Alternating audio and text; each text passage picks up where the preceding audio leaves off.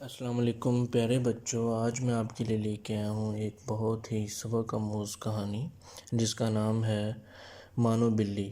مانو بلی نے شہر کے ایک کباڑ خانے میں آنکھ کھولی اور پھر اپنی ماں اور دوسرے بہن بھائیوں کے ساتھ مختلف جگہوں کی تبدیلی کے بعد ایک قصاب کی دکان پر رہنے لگی۔ وہ ذرا بڑی ہوئی تو ایک دن اس کی بہن رانو بلی کو ایک بہت پیاری سی بچی ایک بڑی سی گاڑی میں بٹھا کر لے گئی۔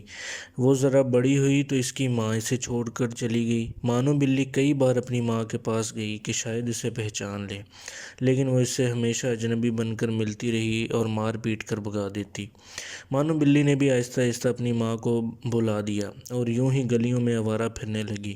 ایک دن اچانک اس نے اپنی بہن رانو بلی کو دیکھا جو کہ ایک بہت بڑے سے لان میں گھاس پر بیٹھی دودھ پی رہی تھی۔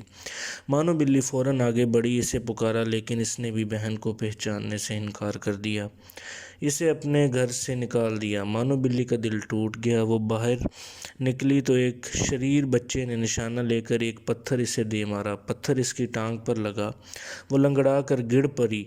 اسے انسانوں پر غصہ آنے لگا اور وہ سوچنے لگی کہ کس دیدہ دلیری سے ہم جیسے معصوم جانوروں پر ظلم کرتے ہیں، انہیں کوئی کچھ نہیں کہتا۔ وہ اپنی زخمی ٹانگ کے ساتھ ایک گھر میں داخل ہوئی تو وہاں ایک مہربان بچی سے اس کا واسطہ پڑا جس کا نام زینب تھا۔ زینب کو اس کی حالت پر بہت ترس آیا اور کچھ دیر بعد اسے کے لیے ایک پیالے میں دودھ لے آئی۔ مانو بلی پہلے تو جھجکی، پر اسے بھوک بہت زوروں کی لگی ہوئی تھی، اس لیے اس نے سارا دودھ پی لیا۔ اس کے بعد زینب نے اس کی مرہم پٹی کی اور اس کو اپنے گھر لے گئی۔ مانو بلی کا دل وہاں ان کے گھر لگ گیا اور ان سب کی مہربانیوں کا صلہ اس نے یہ دیا کہ اس نے گھر سے تمام چوہوں کو گھر چھوڑنے پر مجبور کر دیا۔ لال بیگ اور دوسرے کیڑے مکوڑے بھی اس نے ختم کر ڈالے۔ جب سے وہ اس گھر میں آئی تھی چوہوں کی جان پر بنی ہوئی تھی۔ اچھا کھانا، آرام اور سب کی توجہ ملنے لگی مانو بلی کو، تو مانو بلی آہستہ آہستہ کام چور ہونے لگی۔ کھا پی کر وہ سارا دن اور رات سوتی رہتی، اکثر چوری چھپے وہ دودھ بھی پی لیتی۔